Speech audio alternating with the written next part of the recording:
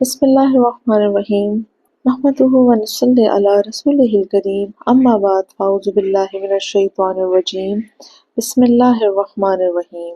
میرے تمام معزز سامعین، آج ہم آپ کو خوش آمدید کہتے ہیں، اور آج ہم جس موضوع پر بات کریں گے جو ہر انسان کی زندگی میں بہت ضروری ہے، تو آج کا موضوع ہے کہ اللہ پر بھروسہ اور صبر کی طاقت۔ تو سب سے پہلے ہم قرآن مجید فرقان حمید میں دیکھتے ہیں کہ اللہ رب العزت نے سورہ زمر کی آیت نمبر 36 میں فرمایا، الیس اللہ بکاف عبدہ۔ ترجمہ، کیا اللہ اپنے بندے کے لیے کافی نہیں ہے؟ سبحان اللہ! یہ ایک سوال نہیں، یہ اللہ کا وعدہ ہے جو اللہ اپنے بندوں سے پوچھ رہا ہے۔ لیکن جب ہم مشکل میں ہوتے ہیں، یا جب کوئی روزگار نہیں ملتا، جب بیماری آتی ہے، یا ایسے حالات ہو جاتے ہیں کہ ہمیں ہمارے اپنے رشتہ دار چھوڑ دیتے ہیں، اس وقت یہ آیت ہمیں یاد دلاتی ہے کہ اللہ ہمارے لیے کافی ہے۔ کسی اور کے آگے کیوں ہم جائیں یا ہاتھ کیوں پھیلائیں، اور اپنی ضرورت ہم کسی کو کیوں بتائیں، اور کسی سے امید لگانے کی بھی ہمیں کوئی ضرورت نہیں، کیونکہ صرف اللہ ہی ہمارے لیے کافی ہے۔ اور پھر ہم دیکھتے ہیں کہ جہاں ہمیں اس حکم کا مطلب سمجھ آیا، تو دوسری آیت مبارکہ یہاں پر صبر کی ہے۔ سورہ نحل کی آیت نمبر 127 میں اللہ رب العزت ارشاد فرماتا ہے، وَاصْبِرْ وَمَا صَبْرُكَ إِلَّا بِاللَّهِ، اور صبر کیجئے، آپ کا صبر صرف اللہ کی توفیق سے ہے۔ یعنی صبر کرنا بھی اللہ کا انعام ہے، اور جو شخص مشکل میں صبر کرتا ہے وہ اللہ کے خاص بندہ ہوتا ہے، یعنی اللہ کے خاص قرب میں ہوتا ہے وہ۔ اور پھر دیکھتے ہیں کہ ہم احادیث مبارکہ کی روشنی میں، کیونکہ احادیث مبارکہ وہ کلام ہے کہ اس سے ہم بہت آرام سے قرآن مجید فرقان حمید کے مفہوم کو بآسانی سمجھ سکتے ہیں۔ نہیں تو ہمارے اور آپ کے لیے قرآن کے احکام کو سمجھنا اتنا مشکل ہوتا کہ اگر ہمارے پاس احادیث مبارکہ یا میرے حضور علیہ الصلوۃ والسلام کی قول، فعل، تقاریر اور احادیث ہمارے درمیان نہیں۔ تو متفقن علیہ کی احادیث ہے کہ مومن کا معاملہ بھی عجیب ہے کہ اس کا ہر معاملہ اس کے لیے بھلائی ہے۔ اگر اسے خوشی ملے تو شکر کرتا ہے، یہ اس کے لیے بھلائی ہے، اور اگر تکلیف آئے تو صبر کرتا ہے، یہ بھی اس کے لیے بھلائی ہے۔ مومن کبھی نہیں ہارتا، خوشی میں وہ جیتتا ہے اور غم میں بھی وہ جیت جاتا ہے۔ تو میرے تمام معزز صارفین، میرے تمام معزز سامعین، آج کی زندگی میں ہم کتنی پریشانیوں میں گھرے ہوئے ہیں۔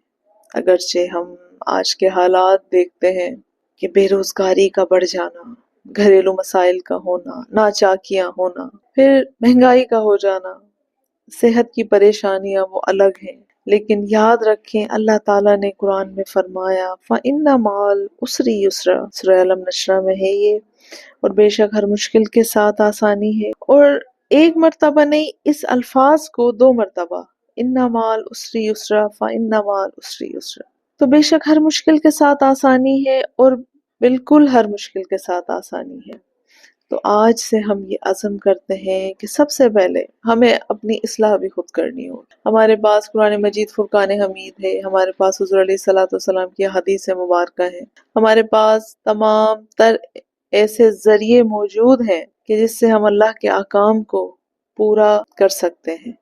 تو سب سے پہلے ہم کیوں نہ اپنی اصلاح کریں کہ اپنے اندر سے سب سے پہلے ہم نا امیدی کو ختم کریں۔ نا امیدی کس طرح ختم ہوگی کہ ہم سب سے پہلے جب ہر صبح اٹھتے ہیں تو اپنے رب کا شکر ادا کریں، اچھی صحت کے لیے، اچھی نعمت کے لیے، کہ اس نے ہمیں اگر کھلا کر سلایا ہے تو وہ اٹھا کر بھی کھلائے گا۔ تو ہر اس نعمت کا شکر ادا کریں جو آپ کے سامنے آئے اور آپ کو خوشی کا احساس دے، اور مشکل میں صبر کریں اور دعا مانگیں۔ جب بھی کوئی مشکل آئے تو سب سے پہلے اِنَّ لِلَّهِ وَإِنَّا إِلَيْهِ راجعون پڑھیے، پھر اس کے بعد صبر کیجئے اور اللہ سے مدد مانگتے رہیں، نماز سے مدد مانگ۔ اور قریب ہے کہ اللہ تعالیٰ اپنے بندے پر اتنا مہربان ہے کہ اس کی تمام پریشانیاں وہ دور کر دیتا ہے۔ کسی انسان کے آگے نہیں، صرف اللہ کے آگے جھکیں۔ یعنی کہ اگر انسان کے بس میں ہو کہ دوسرے کو رزق، عزت دے، تو مجھے نہیں لگتا کہ کوئی اس کا حق ادا کر پائے گا، بلکہ جب اس کا موڈ اچھا ہو وہ آپ کو رزق کھلائے، لیکن جیسے ہی مزاج خراب ہو یا کوئی ایسی بات گوار گزر جائے، یا کوئی ہزار انسان کا مزاج ہوتا ہے، تو اس میں پھر کیا کرتا ہے، وہ آپ کو نہ کھانا کھلا سکتا ہے، نہ وہ آپ کو اچھی بات کر سکتا ہے۔ تو ان تمام چیزوں کو چھوڑ کر ہمارے لیے، آپ کے لیے سب سے بہترین راہ کیا ہے؟ صرف اللہ کے سامنے جھکیں، اللہ پر یقین رکھیے، وہ کبھی اپنے بندے کو اکیلا نہیں چھوڑتا ہے۔ جب سب دروازے بند ہو جائیں گے تو اللہ کی رحمت کا دروازہ اس کے بندوں کے لیے اور اس کے محبوب کی امت کے لیے ہمیشہ کھلا رہتا ہے۔ اور آئیے آخر میں ہم یہ دعا کرتے ہیں اور سب آمین بولیں، ان طیباؤں کو، ان الفاظ طیبات پر سب کو آمین بولنا ہے کہ اللہم اجعلنا من الصابرین، آمین۔ اس کا ترجمہ ہے، اے اللہ ہمیں صبر کرنے والوں میں شامل فرما۔ اور پھر اس کے بعد دعا کرتے ہیں کہ الہی جو بھی ہم سے کوتاہیاں ہو گئی ہیں، یا اب ہمارے لیے کوئی راستہ نہیں بچا، کوئی امید نہیں بچی، اب کوئی میرا نہیں، تو وہاں سے ہمیں یہ معلوم ہوتا ہے کہ ہمارا اور آپ کا رب ہے جو ہمیں سنبھالتا ہے، اور وہ ہمیں کسی کے پاس بھی جانے نہیں دیتا ہے، بلکہ وہ بار بار یہ فرماتا ہے فَإِنَّ مَعَ الْعُسْرِ يُسْرًا، فَإِنَّ مَعَ الْعُسْرِ يُسْرًا۔ تو آج سے دعا کیجئے، اور ہاں، خاص طور پر فجر کی نماز میں اپنے لیے، تمام مومنین مومنات، مسلمین مسلمات کے لیے خاص دعا فرمائے، حسبی اللہ لا الہ الا ہوا علیہ توکلت، کہ اللہ مجھے کافی ہے، اس پر میرا بھروسہ ہے۔ اور جب کوئی مشکل آ جائے تو انا للہ و انا الیہ راجعون پڑھیں گے، اور پھر اٹھتے بیٹھتے چلتے پھرتے اپنے رب کی پاکی بیان کریں، حمد و ثنا بیان کریں، سبحان اللہ و بحمدہ، سبحان اللہ العظیم و بحمدہ، استغفر اللہ۔